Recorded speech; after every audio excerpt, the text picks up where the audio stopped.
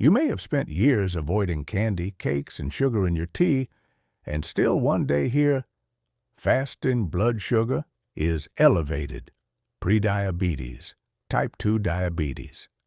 And it's not because you failed or didn't try hard enough. It's because you were taught the wrong logic for a long time, as if diabetes starts in the sugar bowl. Diabetes almost never starts there. It starts quieter and deeper, in the liver, in the muscles, in how your body manages fuel overall. Today, I'll show you 5 key factors that actually control your blood sugar, and most importantly, what to do about it. Stay until the end. I've saved the most important point for last. The key word today is insulin. Many people fear it, as if it's something bad. In reality, insulin is a perfectly normal life hormone. It helps glucose enter your cells. The problem starts not when insulin exists, but when your cells stop responding to it properly. This is called insulin resistance. Imagine a door with a lock. Insulin is the key. When you're young, the lock works smoothly. Turn the key, the door opens, glucose flows into muscles. With age, the lock begins to stick. Same key, but the door opens poorly. The body does the logical thing. It makes more keys, meaning it raises insulin levels. And here's the trap. High insulin is a signal to store, amplify hunger, accumulate belly fat, and burden the liver. You cut out candy. But if you're still eating bread, rice, potatoes, dried fruits, juices, your body still has to raise insulin. And the cycle repeats. There's a mechanism rarely explained in plain language. The liver can make its own sugar, yes, even if you eat 0 sweets. Normally, this is protective. The liver releases glucose so you don't faint between meals. But when the liver is overloaded with fat, it does this far too aggressively. Result: you had nothing sweet last night, yet your morning sugar is high. That's your fatty liver at work, not last night's dinner. Fatty liver doesn't require alcohol or obesity. It builds up from years of high insulin, frequent snacking, excess fast carbs and fructose, even in people with normal weight, until the liver unloads. No amount of sugar restriction will give stable results. That's why fasting blood sugar is often higher than daytime readings. Muscles are the primary consumer of glucose, not the brain, not the liver. Muscles. And here's the quiet but powerful reason diabetes risk rises after 50. Muscle mass declines. Even if the scale barely moves, fat is gradually replacing muscle tissue. And fat barely uses glucose at all.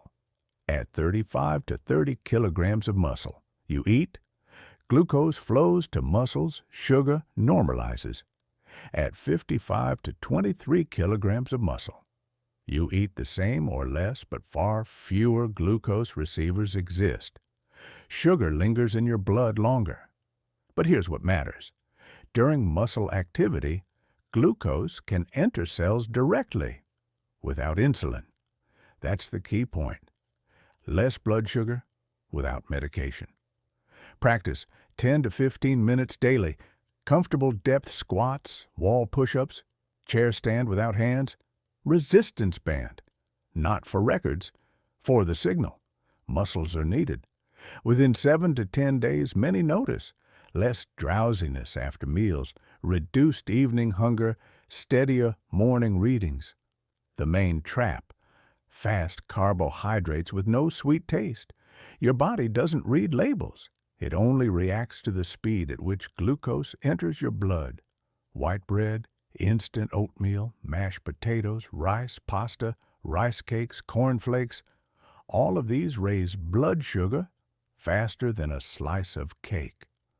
A bowl of overcooked oatmeal on an empty stomach can spike glucose more than a small dessert. Not because cake is healthy, but because oatmeal has nothing in it to slow absorption.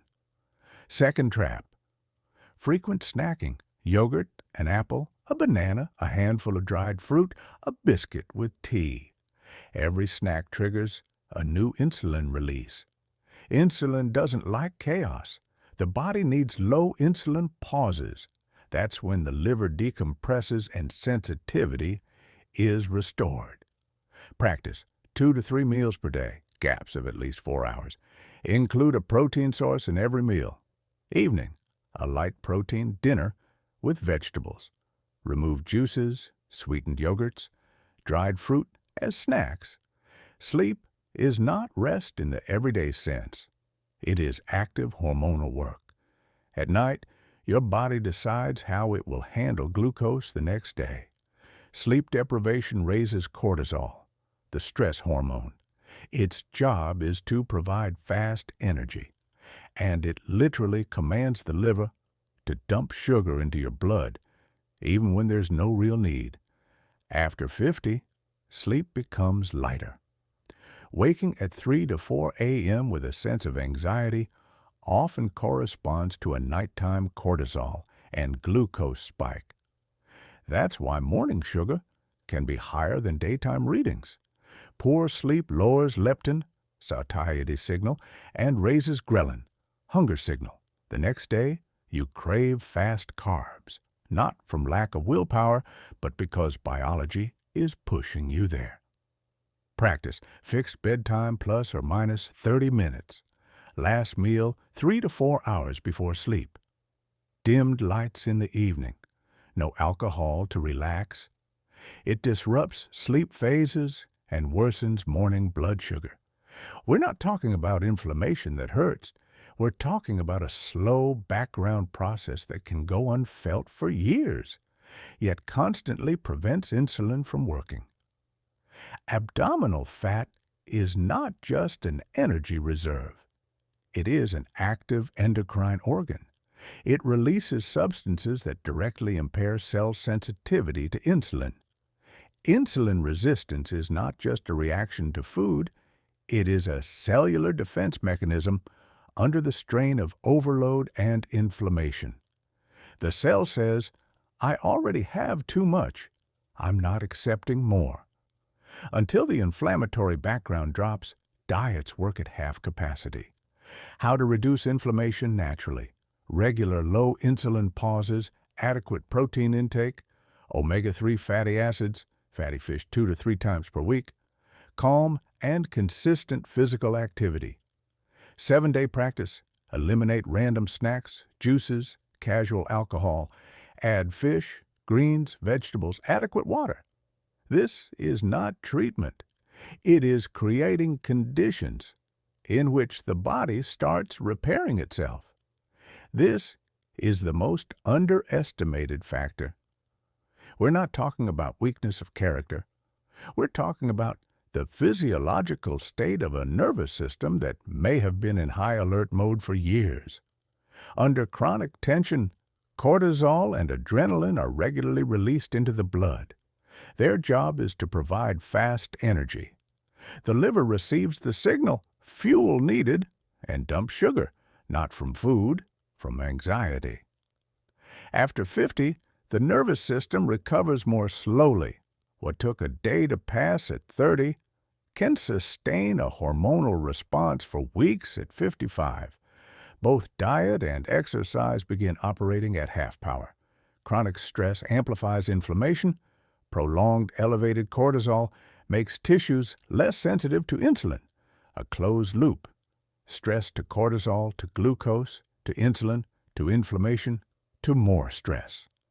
Practice 10 to 15 minutes daily for your nervous system.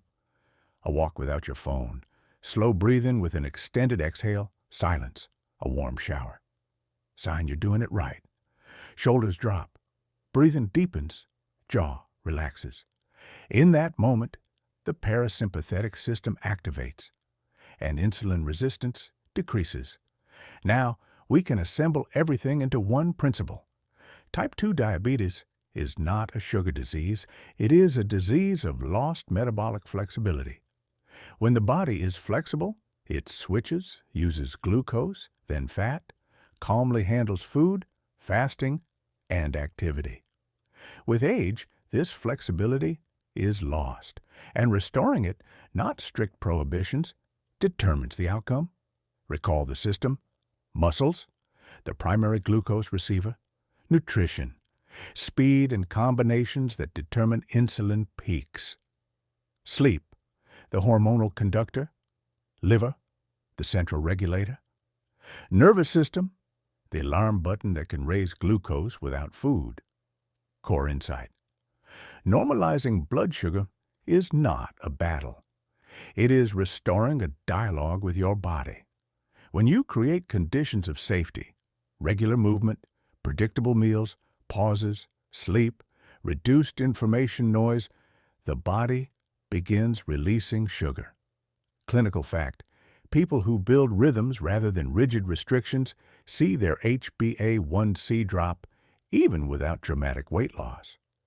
Because what changes is not the number on the scale, but how energy is managed. How do you know you're moving in the right direction? Don't only look at lab results. Pay attention to how you feel. Is it easier to wake up? Less urge to eat between meals? More even energy through the day? Calmer response to stress? These are the first signs of restored flexibility. The lab numbers usually follow. Type 2 diabetes builds over years, and it can also reverse over years, not in a week, not by magic, but consistently and sustainably. Age is not your enemy. Age is experience, which allows you to act not impulsively, but precisely. If this conversation was useful, hit like and subscribe. It helps honest content like this reach the people who truly need it. Take care not only of your numbers, take care of the rhythms of your life. That's where health lives.